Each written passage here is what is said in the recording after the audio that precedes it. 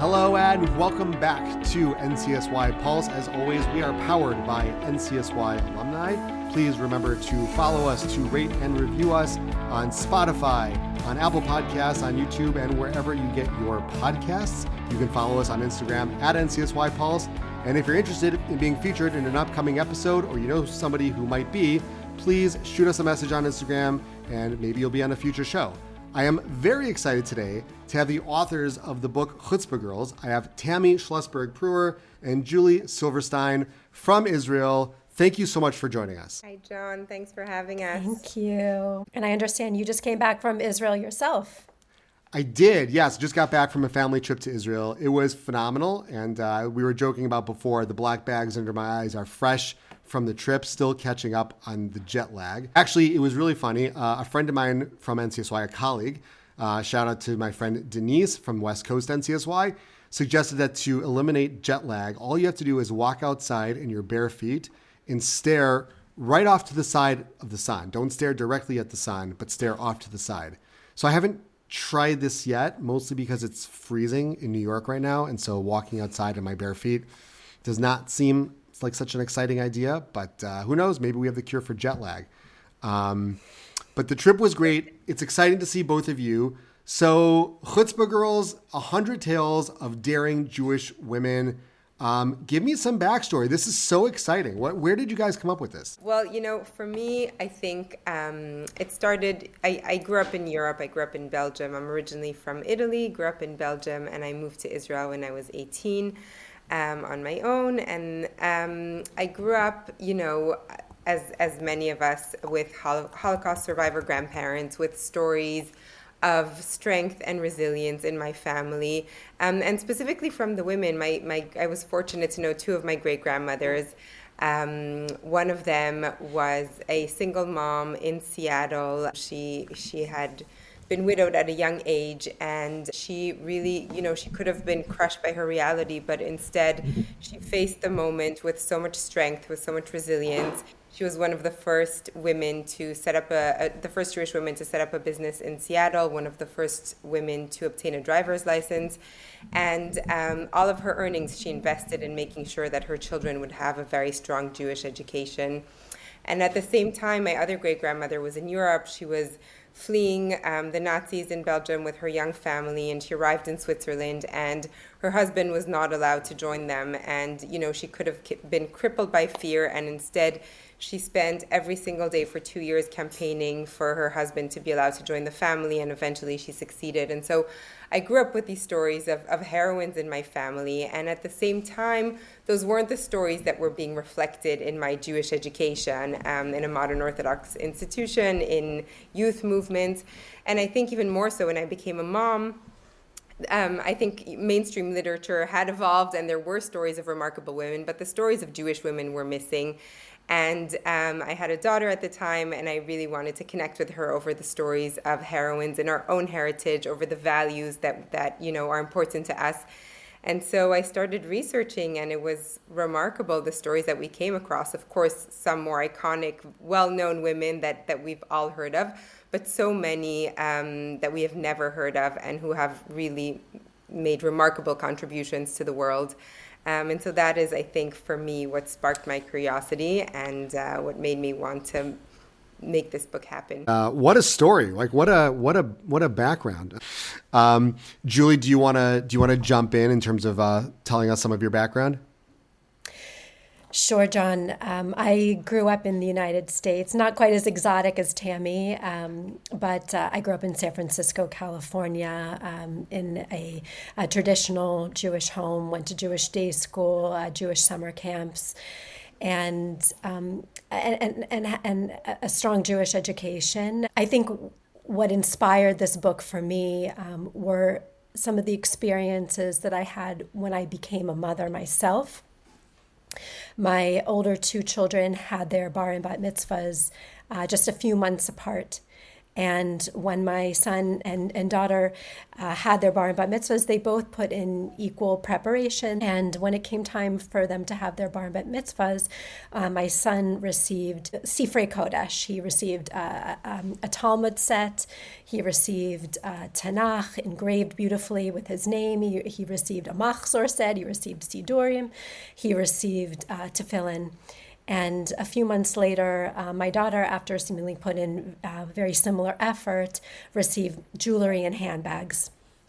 And, Right. This was what I'd considered to be a highly educated, modern Orthodox community that valued a strong secular and religious education for my children. And what appeared to be so on the surface, I think, was different when it came time for the gifts. The gifts are expressions of values. They're expressions of what are important to us. Of course, was that they wanted the best, of course, for both of my children. And so initially the thought was to create a book that would help to rectify that bias, the historical bias, and even the bias that we are seeing even today in our communities. But over time, that mission evolved to be more than just that. And, October 7th happened and the world around us changed, the Jewish world and the world outside. And we realized that the book needed to evolve along with it. And it's taken on a new life as a result. I'm sure it has. The world has changed after October 7th in so many ways. Why do you think this book is so important, especially post-October 7th. Obviously, it was important before October 7th, but the world has changed, as you said. What is it specifically about this book that is so much more important now? Well, maybe I'll address the pre-October 7th and Julie can address the post-October 7th. We were at a conference recently and we had a very powerful moment. There was a room full of people and we asked them, raise your hand if you've ever heard of Albert Einstein. And of course, everybody raised their hand. And then we said, well, raise your hand if you've ever heard of Emmy Noether. And not one person in the room had raised their hands. And Emmy Noether was a Jewish woman, a brilliant mathematician who was faced discrimination as a woman and as a Jew. She wasn't allowed to study in university. She wasn't allowed to teach. Yet somehow she was instrumental in developing Einstein's theory of relativity, which we all know changed the world, and nobody has ever heard of her. So that was just one example why we felt that, this book was really necessary. As Jews, we're always telling our story at every opportunity, at every holiday. It's something that we do, but so many of the stories that actually made a mark and changed the world weren't being told. And so I think for us, that was the reason why we felt this book would be so important. And as Julie mentioned, of course, after October 7th, that took on a whole different scope. Look, there's so many different ways that we could, speak about October 7th. One thing that's happened within the Jewish world is we've seen really big intergenerational divides. The way that certain generations, certain communities are thinking about Israel has created a lot of rifts within the Jewish world, and we want the issue of Jewish women and Jewish women's visibility, Jewish empowerment to be an issue that unites the Jewish world rather than dividing the Jewish world. So we see this book really as a bridge in these very difficult times where there is so much division. It's a book that granddaughters and grandmothers or grandchildren and grandmothers can share together to have conversations about Jewish history, Jewish values, Jewish traditions to bridge the divisions that we've seen. We're also experiencing so much hatred and anti-Semitism from the outside, and we need to each be able to remember the stories of courage, of chutzpah within our own families, within our own communities, and certainly within our own lives, to be able to claim that trait of chutzpah and to be able to say, this is my chutzpah story. This is the moment where I'm going to stand up in these challenging times. What we see throughout the book is that these were not women that were groomed for leadership. They were not groomed to create the accomplishments and achievements that they ultimately did, but they faced moments of challenge, they faced moments of difficulty, and they met those moments with their courage, with their chutzpah, with their audacity, with their creativity, and they went on to transform their fields, their communities, and in many cases, the larger world. And this is a moment that's demanding all of us to do the same. This is a generation that will have to be accidental leaders and accidental activists, even if they thought they could, rest on their laurels and just be participants and disappear into the crowd. This is a community that's going to ask every one of us to be leaders, to stand up, to step up in these challenging moments. And NCSY is exactly the group that's going to need to do this the most. It's our alumni and it's our current NCSYers who are going to go out and they're going to lead the Jewish world and they're going to lead the secular world, and they're going to have to be a bridge between the two. Yeah, I couldn't agree with you more, and that's really an eloquent way to describe it. And I want to hear where you got the idea of the title Chutzpah Girls and where, what chutzpah really means to the two of you. But Julie, you mentioned to me, before we started recording that you're actually an NCSY parent. Can you tell us a little bit about what your family's NCSY experience has been so far? Sure. I mean, so that son that I mentioned in the earlier story, who had his bar mitzvah, he was 13, and now suddenly he's 17. We live in Jerusalem. We live in Israel. My son goes to an all-boys school called Himmelfarb in Jerusalem, and he is an NCSYer, so he participates in NCSY programs here in Jerusalem. And he's very dedicated to going to every regional NCSY Shabbaton. In fact, when I mentioned that I was going to be on this podcast just a few minutes before we started speaking, he said, "Oh my goodness, you reminded me that I have to sign up for the next NCSY Shabbaton." He does not want to miss an opportunity to connect with his friends around the region, Beit Shemesh, Ra'anana, Modi'in, Tel Aviv, and he's very dedicated to what NCSY represents. And a few summers ago, we asked him, what would you like to do this summer? And he said, "I think I'd really like to travel, but I want to be able to travel, keep kosher, and to keep Shabbat." And when we started to do some research, we realized that there was really only one option available. It was an NCSY summer program. And so we started researching the different options, and we encountered the NCSY passport program. And so he had the opportunity to travel to Costa Rica and to Panama with NCSY, which was really incredible because it was a chance for us to say, Matan, go out and see and experience the world, have adventures, and still stay true to your values and who you are as a modern Orthodox Jew. Really, nothing beats NCSY summer program. So I'm so excited to hear that you guys have been involved with it and that he had such a great experience and that the experience is continuing in Israel. It's exciting to hear. And hey, with regional coming up, I'm glad that we were able to remind him so he didn't lose out on his spot. That's important. John, NCSY has been really a core part of our Israel experience. And, for those who are living outside of Israel, it's important for them to appreciate how challenging it can be for a native English speaker to adjust to life in Israel. Of course, now he speaks Hebrew and now he has Israeli friends in school and his activities outside of school, but he's still kind of an American in his mentality, and some of his very closest friends now are through NCSY. It's actually been a English-speaking NCSY program that's allowed him to feel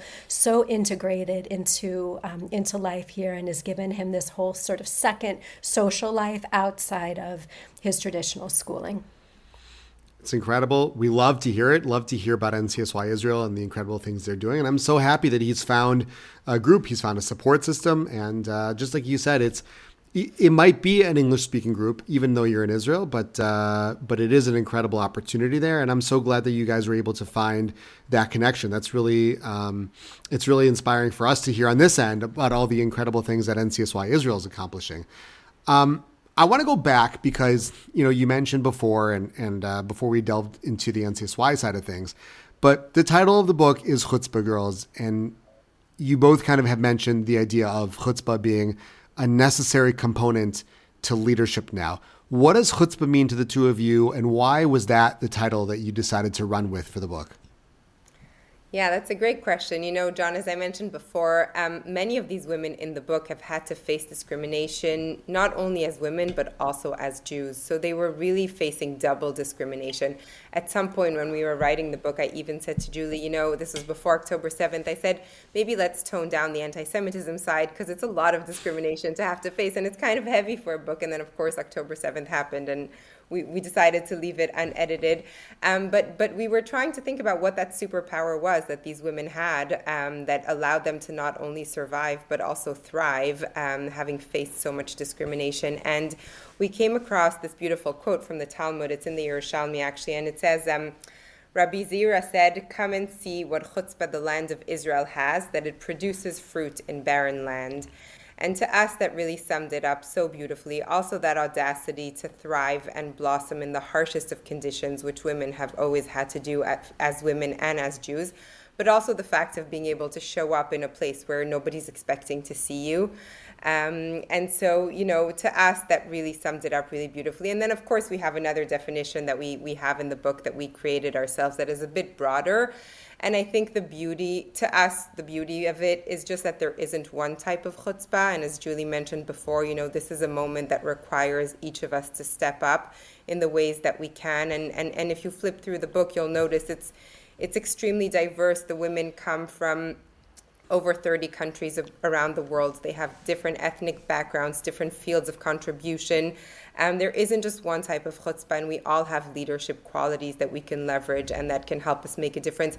Some of the women in the book were even stay-at-home moms, and they got a Nobel Prize, and they were fighting anti-Semitism. So, it's really not about the background that you have or how groomed you were to lead, but it's really about connecting to your inner chutzpah, your inner power, and trying to leverage and channel that into making a positive difference. As I mentioned before, as the father of 4 girls, and I am often called by my friends a girl dad, and I am proud of it. And I love the value here of being able to take something like your book, to show it to my girls. We recently made 2 bat mitzvahs, and we have a lot of friends making bar mitzvahs. And it was such an interesting parallel where, as you said, the bar mitzvah boys get certain gifts and did certain things. And there seemed to be almost a recipe. Like, here's what happens for a bar mitzvah, and here are the gifts you give for a bar mitzvah.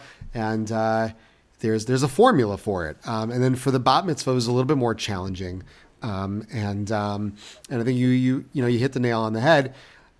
I wonder, clearly you had a mission, both of you, walking into writing this book, and you had your own takes, your own philosophies, your own histories, your own stories and experiences that fed the book. Did anything change?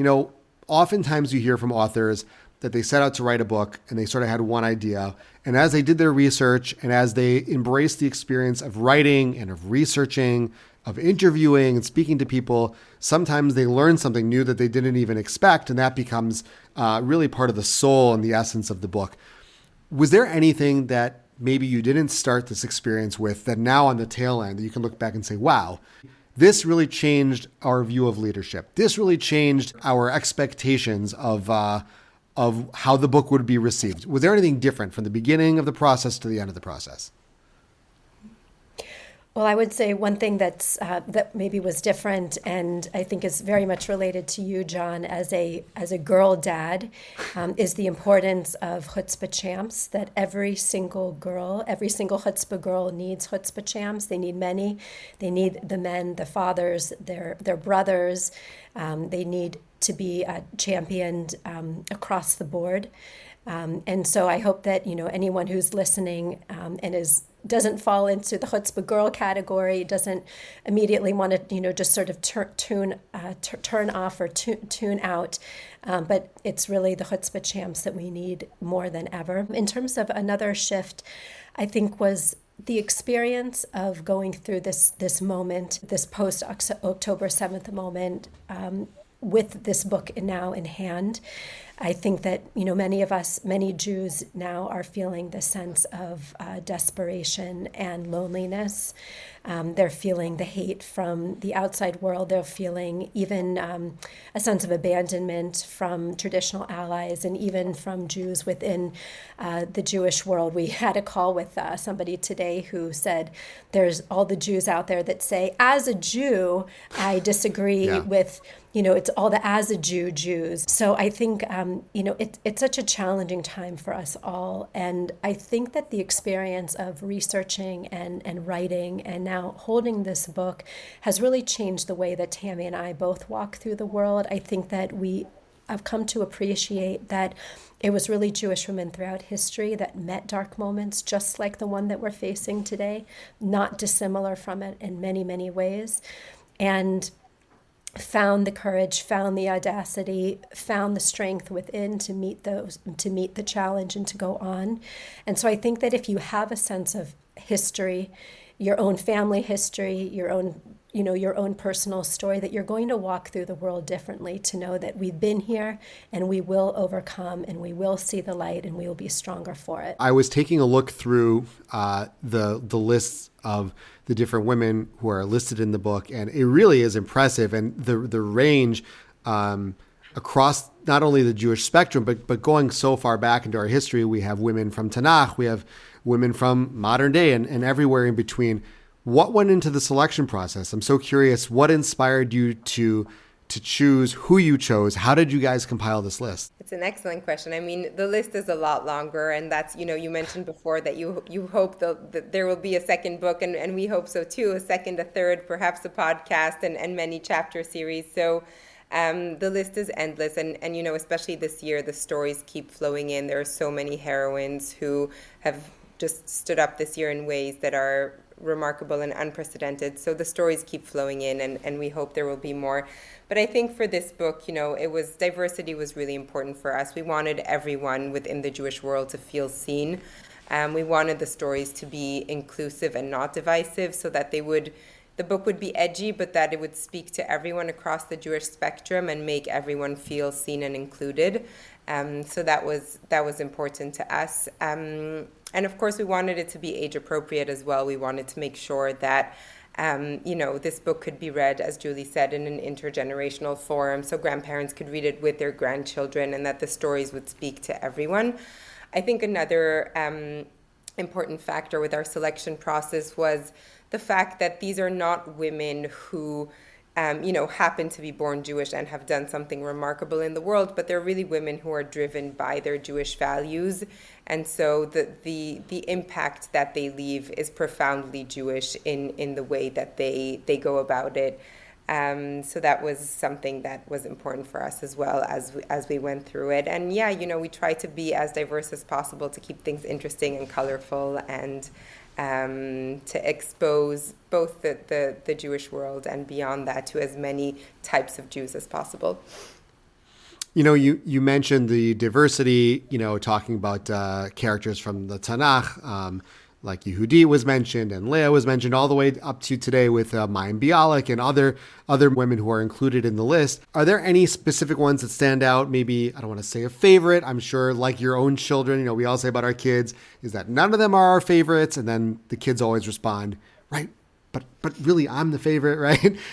Is there any that stand out to you as like, this one is maybe a favorite, or maybe it's not a favorite, but it's really relevant, super important in today's day and age, or somebody that you would want to highlight from the list of women that you have these stories about? There's so many. It's really hard to choose. I will say, to me, one of the stories that really struck me was the story of Judy Feld-Carr. She's a Canadian musicologist who lives in Toronto, and after the Six-Day War, Jews in Syria were being discriminated against, treated very violently, and they weren't allowed to leave. And she had read an article about this in her local newspaper, and she just decided that something needed to be done. And so for 30 years, she ran a secret underground operation from the living room of her home, smuggling Jews out of Syria. She saved over 3,000 Jews. She even managed to smuggle out the Damascus Keter, which is a very ornate and special Tanakh, which now sits in the National Library in Israel. And throughout this entire process, she was also widowed at a young age. She was then a single mom for many years. So she had her own challenges, but she had this mission, and she never gave up. And I think this is a beautiful example of, leadership, where it just comes to prove that anyone can lead if you care enough, and if you decide that this is the moment that you were called to act, and you just don't look away when you're needed. And she did it, and she saved over 3,000 Jews. And I think for me it was very eye-opening, also having been raised in modern Orthodox institutions and having had a very strong focus on Holocaust education. I was less familiar with the discrimination of Mizrahi and Sephardi and Yemenite Jews throughout Jewish history, and so that was really eye-opening for me as well. Having gone through a pretty serious Jewish education, but not having been exposed to those stories. So I think that's one of the stories that really moved me. A story that moved me is Gluckel of Hameln. I'm drawn to the story for a variety of reasons. One is because I'm also the granddaughter of Holocaust survivors and refugees from Germany. She herself lived in Germany in the 1700s and is famous for being a Yiddish diarist. She was a mother of 11 children, and she found the time to record in a series of very detailed and beautifully written diaries what her life was like as a Jewish mother, as a woman, as a businesswoman during this time. And I think it's a wonderful story because it's a reminder to all of us, whether it's the young NCSYers who are listening, who would say, I can't do that because I've got basketball on Thursday and I've got debate on Wednesday, and all the mothers and fathers out there that are saying, well, between my children and keeping the house in order and work, I don't have time. I mean, she is someone who, with 11 children, she was also widowed at a quite a young age. She found the time to write and to tell her story. And I think this is what we all need to do. We need to remind ourselves that we're bigger than we think we are. There's hours in the day that we didn't think that we had. And to stretch ourselves in this moment that demands all of us to be bigger and louder and better than we are, to find the time and the strength within us to do more. That's incredible. You say you need chutzpah champs, and I feel like I'm approaching the level of chutzpah champ in my house, but I'm always looking for ways, to help my children, my daughters, to embrace leadership and to achieve and to recognize that not only do they have a certain level of chutzpah, sometimes maybe a little too much chutzpah, but okay, we like the concept, and we'll let them grow with it. But that it's really critical for young Jewish women to spread their wings and to embrace this idea, to embrace chutzpah, to embrace the idea of taking a step forward. And like you said, we're all accidental leaders, and they are the next generation of great accidental leaders. And I think this book and these concepts and what the two of you are doing so critical in that development and in their development. What's next? This is such an achievement. You've already done so much in publishing the book and getting it out there. The accolades. Well, let's start here. The accolades you've been getting, from what I've seen, have been amazing. What is it like for you? What does it feel like to be getting kudos and accolades and all of these people, sort of singing from the rooftops about how amazing this is? How has that been so far? Well, I have to share with you one anecdote, which is that, on the day that we opened pre-sales for the book was the same day that there was a very large boycott of authors and publishing industry executives, 1,000 of them, against Jewish and Israeli books. And we opened pre-sales, and we sold out our entire first print run in 4 days.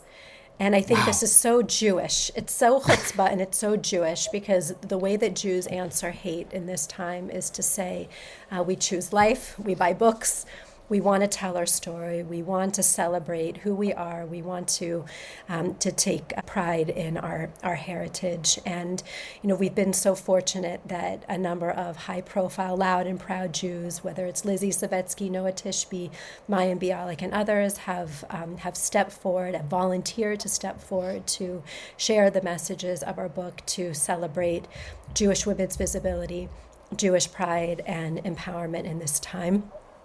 We recently received news that we're going to be translated into other languages, which we're very excited about. So Hebrew next, and French, and hopefully soon thereafter, Spanish, Italian, Russian, and German, which is kind of mind-boggling. But Chutzpah Girls are going worldwide, and I think this is core to what we want to achieve, which is to say that Chutzpah Girls are everywhere. It should be read in every language.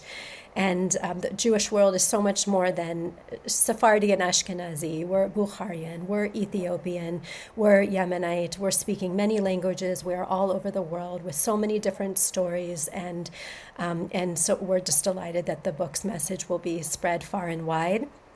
And we also have a number of other projects in the works. We are working with a screenwriter, a playwright, who is turning the book into a script, and will be performing it soon for Women's History Month in March. Wow. As a one-woman show. And we've also digitized all of the art in the book, and it's available for pop-up art exhibit in your community. So we encourage you to reach out to us and figure out how you can bring these stories and these portraits to your community as well. Love it. Sounds amazing. I'm blown away that the book is being already translated into multiple languages, which I think begs the question. Chutzpah Girls 2, we alluded to it. Is that something that's in the works? John, I think you asked about, what it's like for us having all these accolades and famous people endorsing the book. But I think for me, the most moving has been the flood of emails that we're getting by women and men telling us, you need to include her in my book, or my grandmother was a chutzpah girl. You need to hear this story, and the fact that it's just making people look back into their own stories, their own families, their own heritage, and wanting to publish these stories. That was really the goal for us. So yes, we definitely hope there will be a Chutzpah Girls too. We definitely have enough stories to fill the book, so hopefully that's next, and we can't wait. The true title for this book is not actually Chutzpah Girls. It's the incomplete list of daring Jewish women. We know that there are way more than 100. We have spreadsheets with hundreds and hundreds. We encourage people to write to us with more names. We want to keep telling stories of Jewish women, whether it's through a follow-up book or light chapter series or a podcast, and we welcome the partnerships of others. So please get in touch if you're interested in doing the same. And if somebody does want to get in touch with you, what's the best way to reach you? So we have a website. It's chutzpahgirls.com. We've also opened a store of over 100 proudly Jewish products. It's chutzpahstore.com, and a portion of our proceeds is supporting women and children impacted by October 7th. So we're trying to draw on the attention that the book has received to do more good in the world and to help people to wear their Jewish pride while they're giving to tzedakah. And you can find our contact information on the website. Okay, excellent. One last question before we wrap things up. You mentioned that the art of the book is available. You mentioned that it can be provided as pop-up art. What's the backstory of the art? I know that the art of the book is something that the two of you are very proud of. Tell us a little bit about how that came to be. Well, we didn't just want to write the stories. We wanted to bring them to life. We wanted to create a celebration. And so every story in the book is accompanied by an original portrait created by a Jewish female artist around the world. So it's really a book about Jewish women by Jewish women. We worked with 12 female Jewish artists. And, it's very diverse, it's bold, it's vibrant. It just really feels like a party. We wanted to create an experience more than just beyond the stories. And so, yes, the art is beautiful, and you can have it come to your communities as well in the form of an exhibition. Okay, Tammy, Julie, this has been really phenomenal. Thank you so much for joining, and we wish you lots of success with Chutzpah Girls and with all of the different projects you have coming up. Everybody, this has been NCSY Pulse, joined by the authors of Chutzpah Girls, Tammy Schlossberg Pruver and Julie Siverstein. Thank you so much for joining us, and we'll talk to you all next time. Thank you, John. Thank you, John.